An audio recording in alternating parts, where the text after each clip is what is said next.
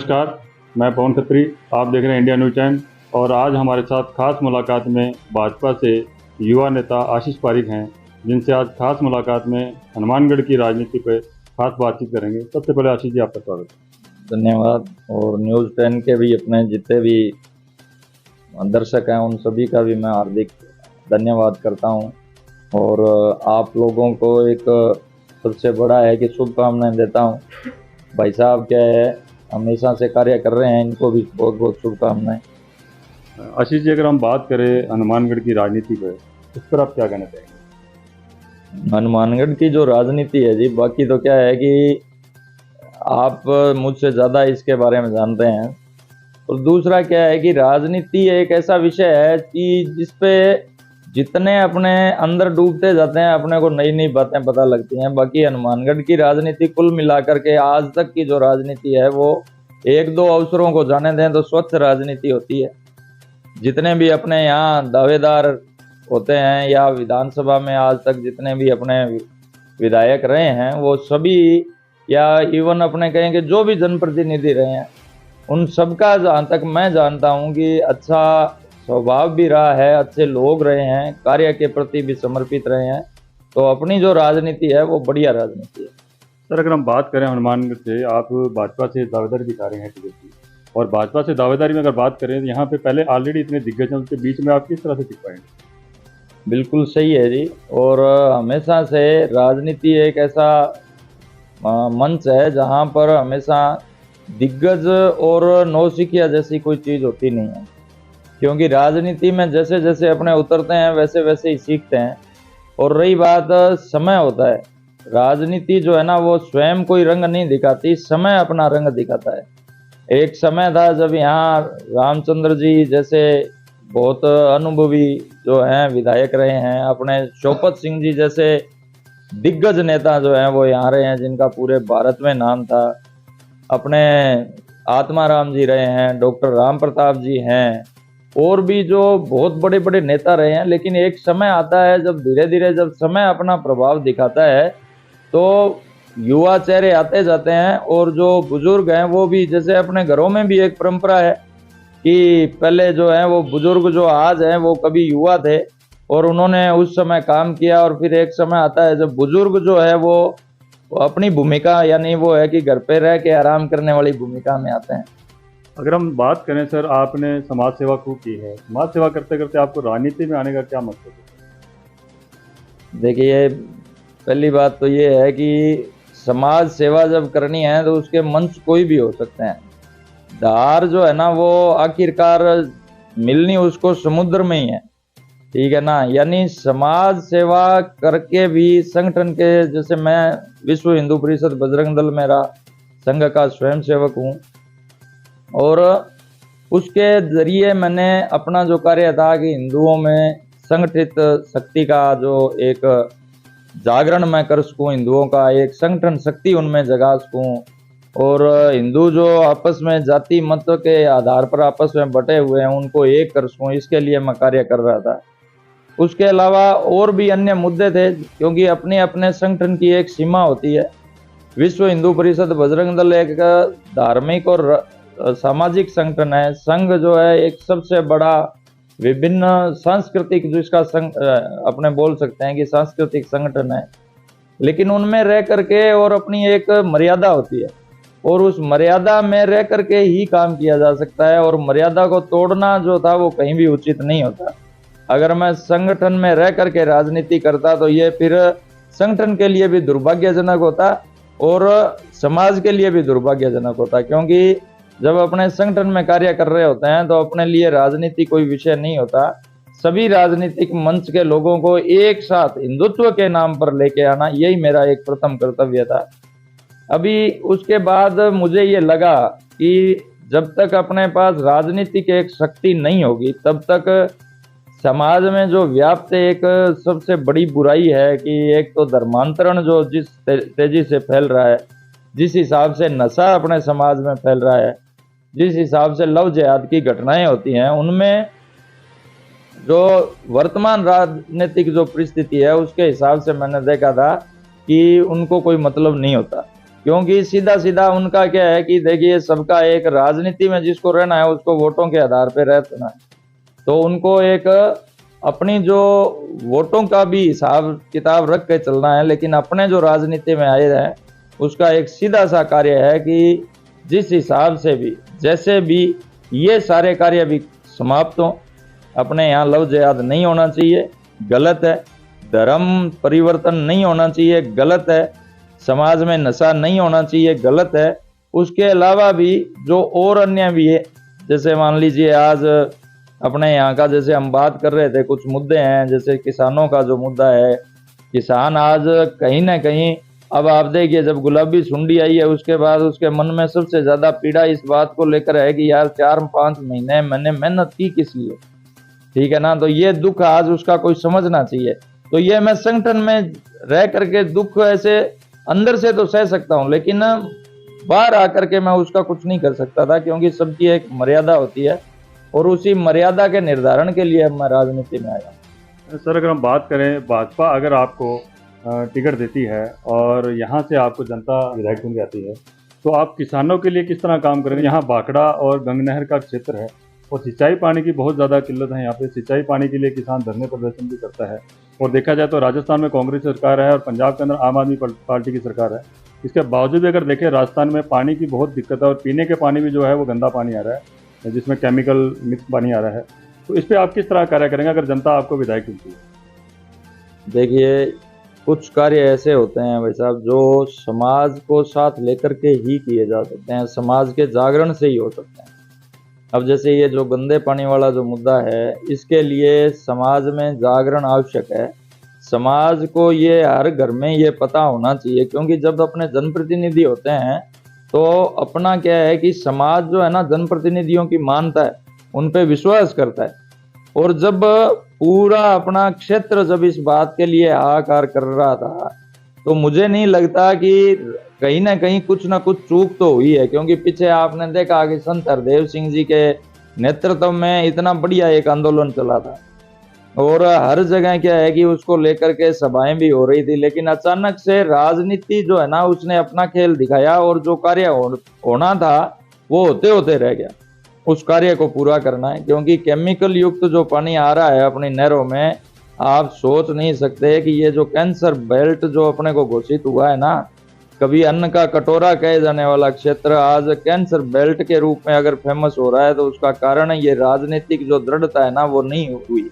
अगर राजनीतिक दृढ़ता समय पे दिखाई होती तो मैं पक्का कह रहा हूँ कि ये कैंसर जैसी घातक बीमारी अपने यहाँ नहीं होती। लेकिन क्योंकि सबको अपने वोटों के हिसाब से और अन्य क्षेत्रों में ही उनको फुर्सत नहीं मिलती, तो वो ही है कि जनता के बारे में सोचेगा कौन। और युवा जो है ना वो, अब मैं बारी बारी में बात करता हूँ ना, तो इसीलिए करता हूँ क्योंकि अपना जब भी आप ये देखो देश में बदलाव आया है या कहीं भी विश्व में बदलाव आया है तो युवाओं के भरोसे है। और युवा अगर ये पानी जो है ना केमिकल युक्त पानी पी करके और ये अपना जो ये नशा चल रहा है, जो ये हेरोइन चल रही है या ये स्मैक जो चल रही है, इसको ले करके इतना समाप्त हो जाएगा कि वो कुछ करने योग्य रहेगा ही नहीं। और ये पानी की जो समस्या है इसको अपने अगर सही ढंग से मुख्यमंत्री जी से बात करके, और दो प्रांतों के मध्य ऐसी कोई बड़ी बात नहीं होती कि आपस में कोई बातें नहीं हो, और अगर दोनों सरकारें मिलकर के काम करें, लेकिन उसके लिए सभी को एकजुट होकर के वहाँ प्रयास करना होगा। वो प्रयास हम करेंगे और बात करके, और जिस तरीके से भी पानी जो है शुद्ध पानी, क्योंकि फैक्ट्रियों का केमिकल युक्त पानी सीधा वहाँ डाला जा रहा है, तो कुछ ना कुछ समस्या उसमें ऐसी है। और कोई बड़ी समस्या नहीं है, केवल क्या है राजनीति की समस्या है। सबको अपना अपना वो है कि धन मिल रहा है, पंजाब में सरकारों को मिल रहा है, इसलिए वो पानी जो है वो बंद नहीं करवा पा रही। लेकिन अपने कम से कम इस तरीके का एक प्रयास करेंगे। केंद्र में आज भाजपा सरकार है, अपने उनसे मिलकर के ये प्रयास करेंगे कि कम से कम वो गंदा पानी जो वहाँ हो रहा है वो बंद हो, और बाकी जो भी कोई ट्रीटमेंट अगर प्लांट का कोई भी करना पड़े तो वो करके उसको एक तरीके से जब स्वच्छ जल मिलने लगेगा तो आधी बीमारियां तो वैसे ही समाप्त हो जाएंगी। दूसरा, किसानों का जो मुद्दा है, आप ये अपने देखें तो बड़ा एक मन में पीड़ा भी होती है कि आज उस दर्द को कोई समझ नहीं पा रहा है। ठीक है ना। अपने क्षेत्र में कोई भी एक आधे अगर खेत को अपने जाने दें, बाकी सब जगह सुंडी का प्रकोप हुआ है। और आप देखो कि बेचारों ने 10-10 क्विंटल की एक जो एवरेज रहनी थी, वहां 2 क्विंटल की नहीं रही। कैसे वो अपना परिवार चलाएगा, कैसे बेचारा वो अपने बच्चों को पढ़ाएगा, कैसे वो अपने बच्ची की शादी करेगा, कैसे वो अपना घर बार चलाएगा, रोटी की भी दिक्कत हो जाएगी। इतनी गंभीर समस्या है। लेकिन आप देखो किसी भी राजनीतिक, मैं कोई एक पार्टी की बात नहीं कर रहा, किसी भी बड़े राजनीतिक जो आज मैं जिस हिसाब से बात कर रहा हूं, आज अगर मैंने जहां भी कोई प्रश्न उठाना है वहां उठा रहा हूं और उठाऊंगा भी। लेकिन बड़े नेता जो हैं उनको आज करना चाहिए, क्योंकि मैं आज उस लेवल का नेता नहीं हूं, सही मान रहा हूं मैं ईमानदारी से। लेकिन इन लोगों को कम से कम इतना तो करना चाहिए था कि राजनीति से ऊपर उठ के और वहां लोगों को वहां केंद्र में जाना चाहिए था, राज्य सरकार के पास जाना चाहिए था कि साहब हमारे यहाँ ये हालात हैं, ठीक है ना। किसान आत्महत्या करता है तभी जागेंगे क्या ये लोग। इसलिए ऐसी दृढ़ इच्छा शक्ति की आवश्यकता है। और जैसे भी हमें मौका मिला, मैं मन से ये बात कह रहा हूं कि कम से कम एक तो ये कि हर किसान को कम से कम उसकी उपज का सही मूल्य मिलना चाहिए। दूसरा, अभी ये जैसे आई है अपने आज चंद्रयान तक पहुंचे हैं और सूर्य आदित्य यान का अपने तैयारियां कर रहे हैं, आदित्य प्रक्षेपण करने का सोच रहे हैं। लेकिन अपने क्या इतना नहीं कर पा रहे कि अपने जैसे ये जो बीमारियां आ रही हैं, किसान अपना बीज बो करके इतने टाइम मेहनत कर रहा है, अपने क्या इतना नहीं कर पा रहे कि कम से कम अपने उन बीमारियों का शुरू में इलाज संभव करवा पाए। बीज के अंदर ही ऐसी कोई दवाई हो या ऐसा कोई सिस्टम हो जिससे उन्नत बीज अपने किसानों को उपलब्ध करवाए जाएं, जिससे वो बीमारियां जो है कम से कम लगे। अभी अपने इंसानों में लग रहे हैं ना, कचरे का टीका लगने लग गया, माता आती थी उसका टीका लगने लग गया। तो ऐसा कोई नहीं है, अपने वैज्ञानिक इतने सक्षम है, लेकिन उन तक बात पहुंचाने वाला तो। जैसे कि अभी आप युवा की बात कर रहे थे, हम अगर युवा की बात करें यहाँ करें, हनुमानगढ़ और श्री गंगानगर की बात इसलिए भी करनी साथ में जरूरी है कि श्री गंगा हनुमानगढ़ पहले एक ही थे, और हनुमानगढ़ श्री गंगानगर की बात करें तो ये राजस्थान, हरियाणा, पंजाब और पाकिस्तान का बॉर्डर माना जाता है, क्योंकि राजस्थान हनुमानगढ़ के बाद ही शुरू होता है अगर माना जाता है। तो यहाँ पर जो नशा है, नशा बहुत ज़्यादा है, मेडिकल नशा है, चिट्टा हो गया, नशे जैसे इस तरह के चल रहे हैं। इस नशे के देखते हुए देखें तो युवा पीढ़ी जो है बहुत ज़्यादा अपराध कर रही है, जैसे कि हम माने चोरी है, डकैती है, लूटपाट है, या रेप जैसे हैं, हत्याएं हैं, आत्महत्या हैं, इस तरह के बहुत ज़्यादा आरोप अपराध बढ़ रहे हैं। अगर आपको यहाँ से चुना जाता है, भाजपा को टिकट देती है और आपको यहाँ से विधायक चुना जाता है, तो आप किस तरह की रोकथाम कर पाएंगे? देखिए, वही है कि आप आज जब ये बातें करते हैं ना अपने, तो अपने को आज से 20 साल पहले जाना चाहिए। 20 साल पहले अपना जो गंगानगर क्षेत्र था, हनुमानगढ़ क्षेत्र था, उसमें क्या है तब आने लगी थी। और अपने जब मिलते थे तो थोड़ी थोड़ी ऐसे बातें करते थे कि जी भाई साहब ऐसी कुछ चीज़ें आई हैं, क्योंकि उस समय मेडिकेटेड जो नशा ही है, जो कोरेक्स है, रेक्सकोप है, इस तरह का ये चल रहा था, कैप्सूल चलने लगे थे। लेकिन वो इतना मतलब बड़े स्तर पे हो रहा था कि धीरे धीरे जिन युवाओं में वो आदतें थी उनको दौरे पड़ने लग गए थे। और बाद में क्या है कि उनको या तो वो छुड़वाया जाए, और छुड़ता नहीं था तो वो फिर समाप्ति हो गए। ऐसे युवा मैंने देखे हैं, जब मैं पढ़ रहा था उस समय भी मैंने बहुत से देखे हैं। उसके बाद उससे भी उन्नत किस्म का नशा जो है अपने हनुमानगढ़ गंगानगर में प्रचलन में आया, स्मैक का ही। अब जो चिट्टा है, हेरोइन है, ऐसे अपने यहाँ नशे चल रहे हैं। एक चीज़ बड़ी दुर्भाग्यजनक है कि चाहे तो ये पुलिस को समझ में नहीं आ रही, या प्रशासन को समझ में नहीं आ रही, या अपने यहाँ जो राजनीतिक लोग हैं उनको समझ में नहीं आ रही कि ये आग का खेल खेल रहे हैं वो लोग। जो आग लगाता है उसके घर में भी ये जरूरी नहीं है कि आग पहुंचेगी, नहीं, आग वहां भी पहुंचनी है। और ये जो सारा षड्यंत्र, ये जो बड़े नशों का चल रहा है, ये सारा पाकिस्तान से संचालित हो रहा है। ये लोग नहीं चाहते, क्योंकि पाकिस्तान हमेशा से चाहता है कि भारत की युवा पीढ़ी को कैसे अपने खत्म करें, जिससे क्या है कि युवा पीढ़ी आगे मतलब कुछ संघर्ष करने की स्थिति में ही नहीं रही। और ये अपना जो बॉर्डर एरिया है, अपने नहीं, ये जो सारा अपने बीकानेर या इधर जैसलमेर, बाड़मेर, जहां भी बॉर्डर एरिया लगता है वहां सब जगह ये प्रयास हो रहा है। और अपने यहाँ पंजाब जो है पंजाब में अपने गंगानगर हनुमानगढ़ में ये सबसे बड़े स्तर पे चल रहा है। यहाँ से ड्रोन आते हैं, ड्रोन के द्वारा नशा जो है यहाँ फेंका जाता है। यहाँ जो लोकल इनके हैंडलर हैं ये लोग ले करके आते हैं। लेकिन आप ये देखिए कि पुलिस कितनी कार्रवाई कर रही है। आप पत्रकार हैं, इतना सारा लोकतंत्र का चौथा स्तंभ आपको इसलिए बोला जाता है क्योंकि आप लोग जब कोई सब फेल हो जाते हैं तब आपका विषय काम करता है। आप एक चीज देखिए कि क्या ज्यादा से ज्यादा 5 ग्राम 10 ग्राम 20 ग्राम से ज्यादा कोई हेरोइन पकड़ी गई? केवल जो पी रहे हैं उनको पकड़ रहे हैं।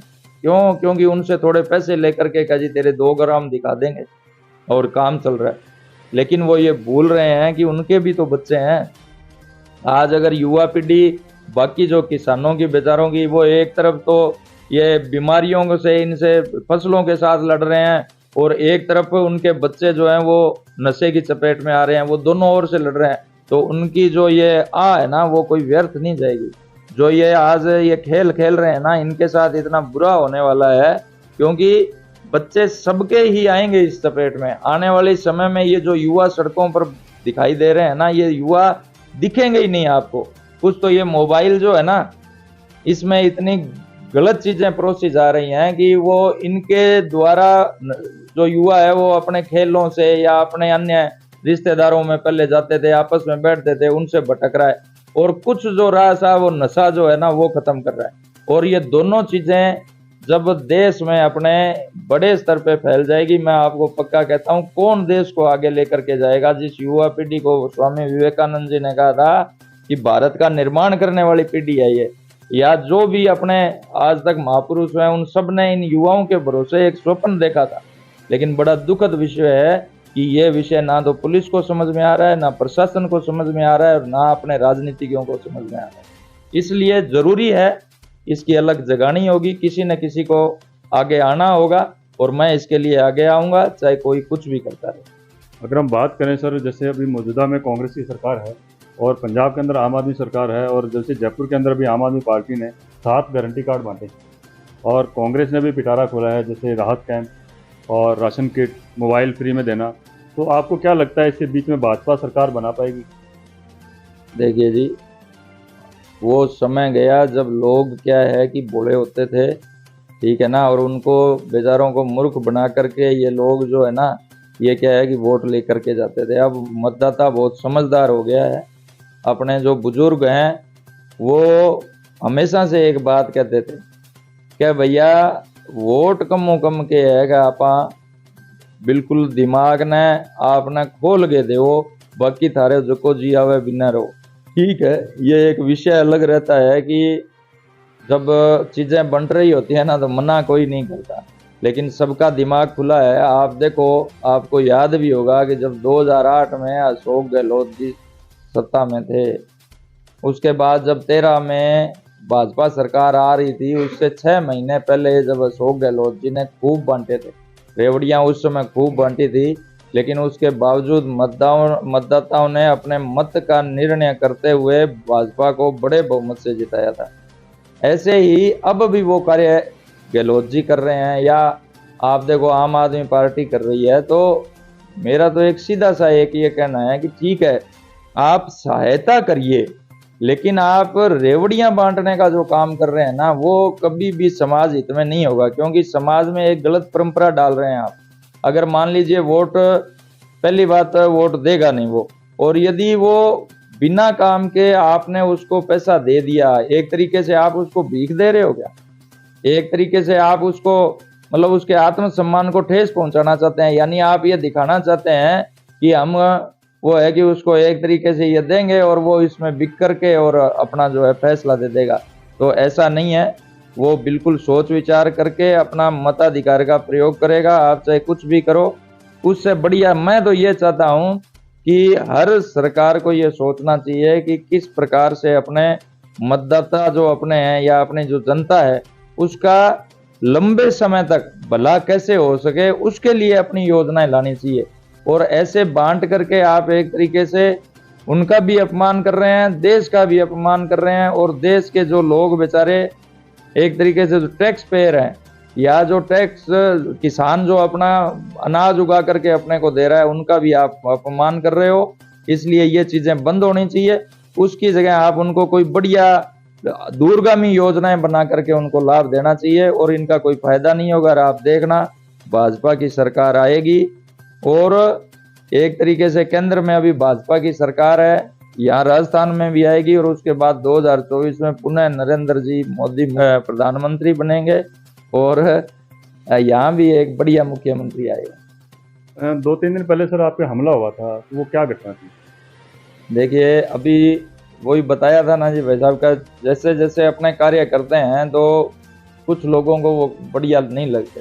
देखिए मैं संघ का स्वयं सेवक रहा हूँ, अभी भी हूँ, और भाजपा आने से पहले मैं बजरंग दल का एक प्रांत का पदाधिकारी था, बजरंग दल का कार्य करता था। और खूब क्या है कि ये गांव गांव में घूम करके हमने कार्य किया है, अपने समाज को जोड़ने का काम किया है, नशे के विरुद्ध कार्य किया है, उसके अलावा अन्य हिंदुत्व के विरोधी जो भी लोग हैं उनके विरुद्ध भी कार्य किया है। तो कहीं ना कहीं जब अपने सही कार्य कर रहे होते हैं तो कुछ लोगों को ये रास नहीं आता और उसी को ये परिणाम था कि उनको लगता है कि ये जो है हमारे विरुद्ध एक तरीके से कार्य कर रहा है। तो जब रोडावाली में हम सभा करके और निकल रहे थे तो वहाँ कुछ लोगों ने वहाँ पर हंगामा करके और एक तरीके से हमला जो है हम पर किया था, लेकिन हमारे कार्यकर्ता इतने कमज़ोर नहीं हैं। और मैं तो कहता हूँ कि ऐसे कार्यकर्ता बड़े भाग्य से मिलते हैं, ऐसे भाई बड़े भाग्य से मिलते हैं। उन्होंने घेर करके मुझे सुरक्षित स्थान पर भेज दिया था और मेरे असल में उन्होंने कुछ चोट भी नहीं आने दी, लेकिन कम से कम उन लोगों का अभी जब पुलिस में अपना रिपोर्ट लिखाई है तो वो लोग क्या है कि अब उनके द्वारा फ़ोन भी आ रहे हैं कि जी हमसे गलती हो गई। लेकिन पुलिस अगर सही तरीके से अपना कार्य करेगी तो आप देखना इन लोगों का षड्यंत्र है बड़े स्तर का, वो सामने आएगा।